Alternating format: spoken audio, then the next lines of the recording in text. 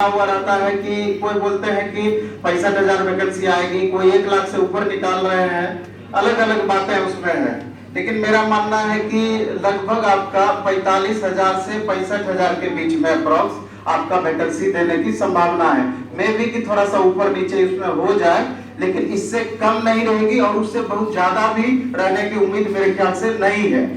और 45,000 से 65,000 के बीच ही वैकेंसी देती है। 60,000 65,000 वैकेंसी कम नहीं होता है। और सबसे बड़ी बात है कि पीटी में आप रिजल्ट ला करके तीर नहीं मार लेंगे, इस बात को ध्यान रखना है। फाइनल सिलेक्शन आपका कैसे हो, आपके लिए ये ज्यादा महत्वपूर्ण है। और फाइनल सिलेक्शन के लिए आप पहले कुछ बातों को समझना होगा।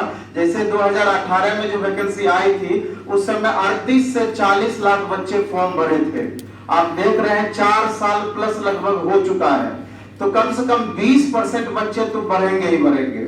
ये अलग बात है, बहुत बच्चों का एज भी इस बीच में समाप्त होगा, वो बाहर भी होंगे। लेकिन एज का भी जहां तक सवाल है, जिस तरीके से एसएससी जीडी में अभी 3 साल का एज का ग्रेस दिया, कोरोना का कारण बता करके, एक मजबूत आधार यहां पर भी बनता है कि जिन बच्चों का भी इस बीच में एज समाप्त हुआ हो, और अगर यूनिटी उन बच्चों में रहती है, थोड़ा सा इसको लेकर कैंपेन वगैरह करते हैं, मैं भी कि गवर्नमेंट इस बात को मान करके 3 साल एज बढ़ा भी सकती है।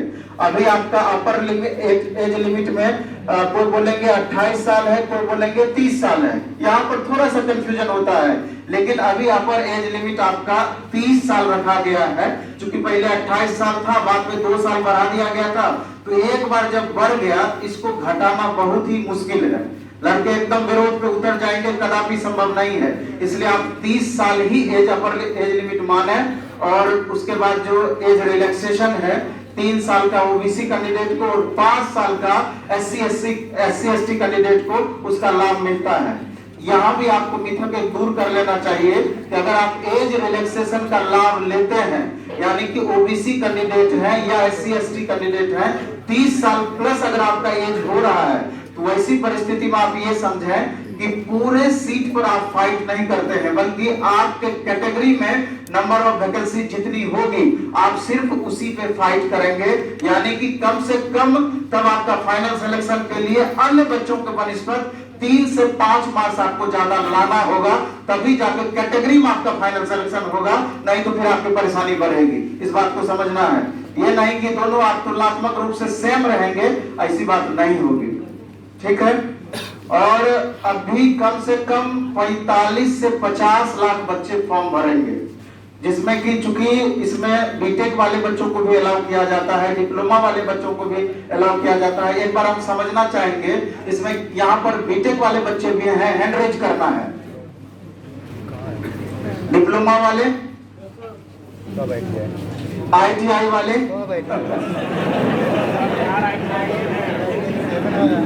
लेकिन इसमें अभी जो रिजल्ट का अगर आप रेशियो देखिएगा, तो सबसे ज्यादा रिजल्ट आपका डिप्लोमा और बीटेक वाले बच्चे ही ले जाते हैं। इसलिए कि ऑलरेडी उनका मैथ अच्छा होता है, साइंस अच्छा होता है, और रीजनिंग जिस टाइप का पूछता है, थोड़ा सा बच्चे मेहनत करते हैं तो रीजनिंग में भी स्कोर करते हैं।